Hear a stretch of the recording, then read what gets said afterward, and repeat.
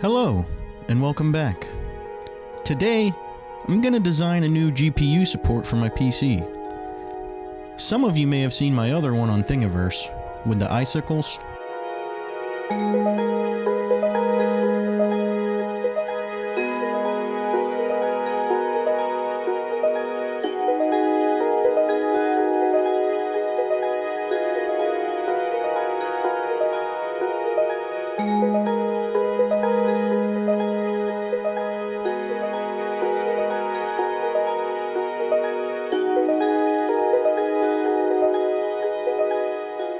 I've since changed up my processor cooler from the small AIO to a huge Noctua NHD15, and that didn't allow for the big pieces coming from the ceiling of the case, as you can see, and I changed up the actual support to a smaller one, which you can also see here.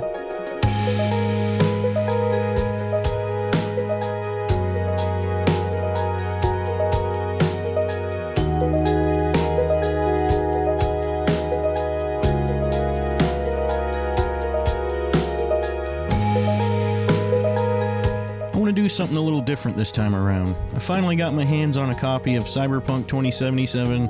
I know. Everyone is hating on it, and that's fine. We don't all have to like the same things. But while the game isn't perfect, I did really enjoy it.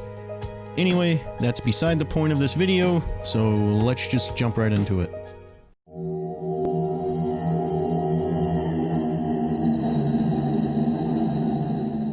Okay, first we're going to load in an SVG of the Cyberpunk logo into Tinkercad. If you want to know how to do this, I will leave a link in the description to a video I made explaining this process. Okay, let's change the color here so it's easier to see. Now the logo looks good at first glance, right? Well, if we hone in on the 2077 text, you can see the 0 is solid instead of having that hole in the middle of it.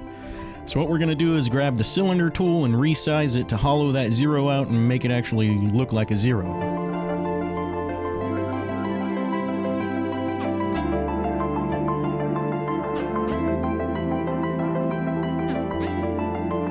Success!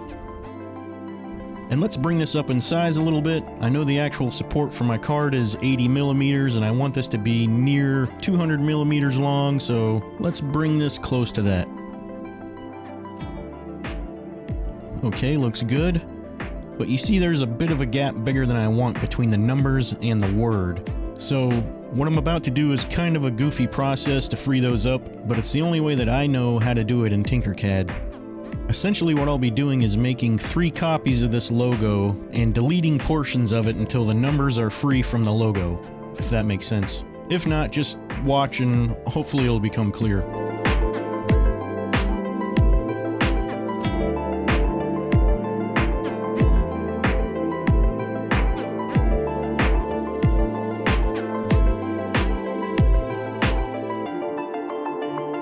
Alright, now that they're free of each other, we can move them around and close the gaps. And when we're happy with placement, we can go ahead and load another SVG for a background that will actually be the support. Now I'll show you in Photoshop how I make the background. So we have our image of the logo. We're going to copy that image and create a new canvas quite a bit bigger than that one. We'll paste the logo here. And now if we double click the layer, it'll open up in the Layer Styles window. In here, we'll check Outer Glow. Now, I've already adjusted my settings, but you'll want it to look something similar to this, just as long as the image is actually kind of bubbly compared to the original. I'll turn the effect off and on so you can see the difference. So once you have that saved and converted to an SVG, we're going to load it into Tinkercad. Now again, the support I need is 80 millimeters by 200 millimeters, so we're going to make this a little bit taller, but still 200 millimeters wide. And now, we're going to take the parts of the logo and just move them around and resize them until they fit nicely within the background. How this looks is entirely up to you.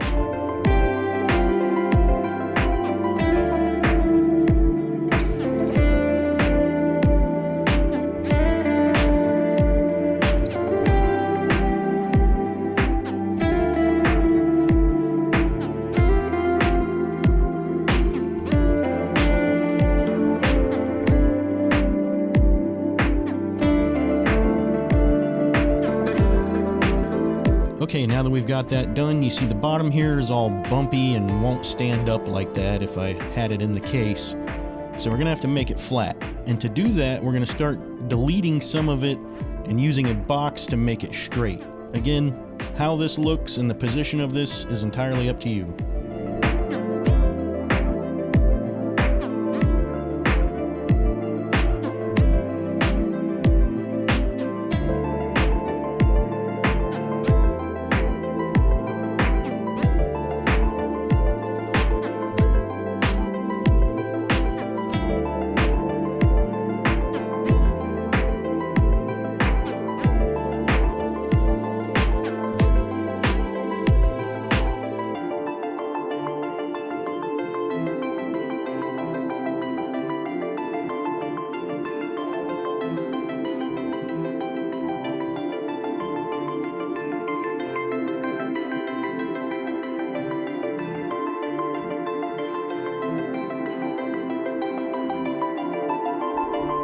And now that I'm happy with those, I've got this gap at the bottom now.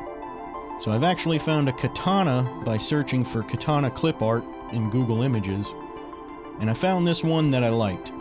I turned it into an SVG, and now I'll bring it in and size it up to fit underneath everything.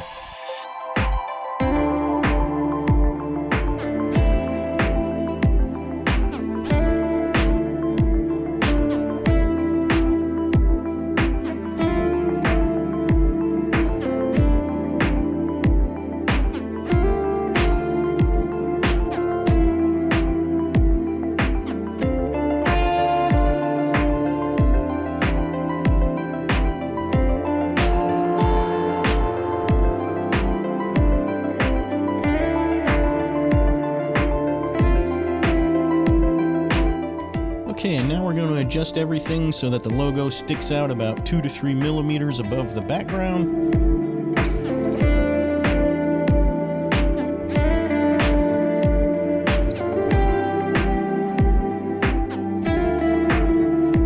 Alright, let's turn this upright.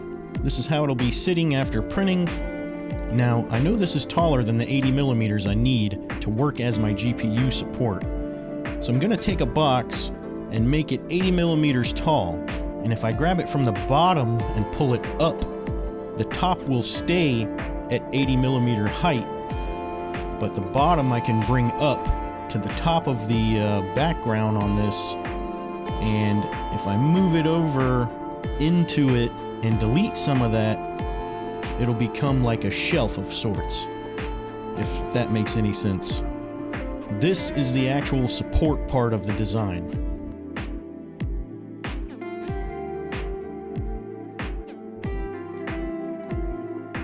Now, if we group everything, you'll see that shelf that I'm talking about. That's what the GPU will sit on.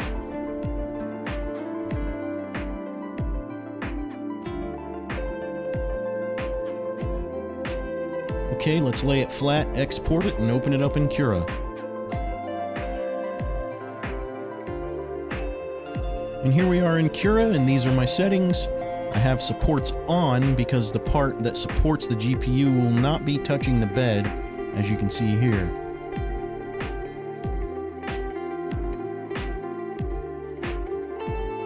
I've also done a post G-code to stop at a layer height so I can change the filament, though the last time I did this on the CR6 it didn't work, so I don't have high hopes for it working this time. So I'll probably have to keep an eye on the printer and manually pause it to change the filament at the right time. Alright, let's jump over to the time lapse of the print and see how it goes.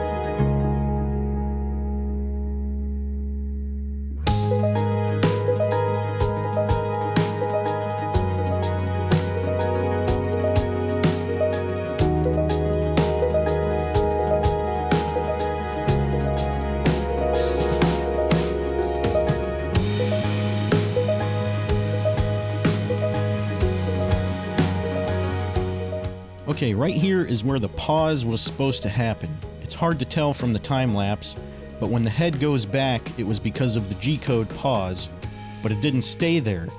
It just parked for a moment and was about to start printing again. Luckily, I saw this and was able to pull the filament and make the print stop because of the filament out sensor triggering. That's why the bed went to the back and the head came to the front. Anyway, I was able to change the filament and resume the print.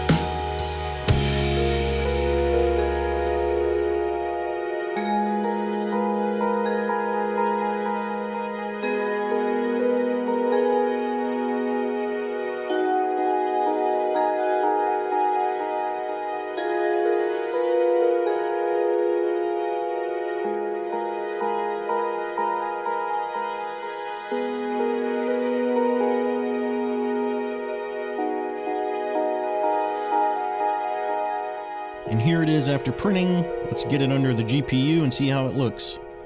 Oh, and let's change those LED colors to a more cyberpunky scheme.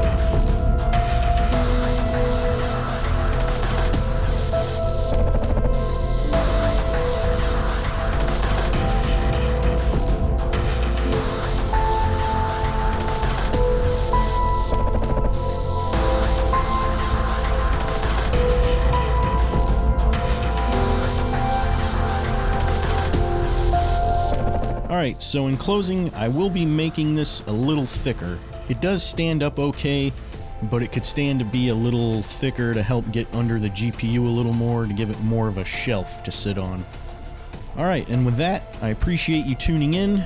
Catch you in the next one, and as always, have the best day ever.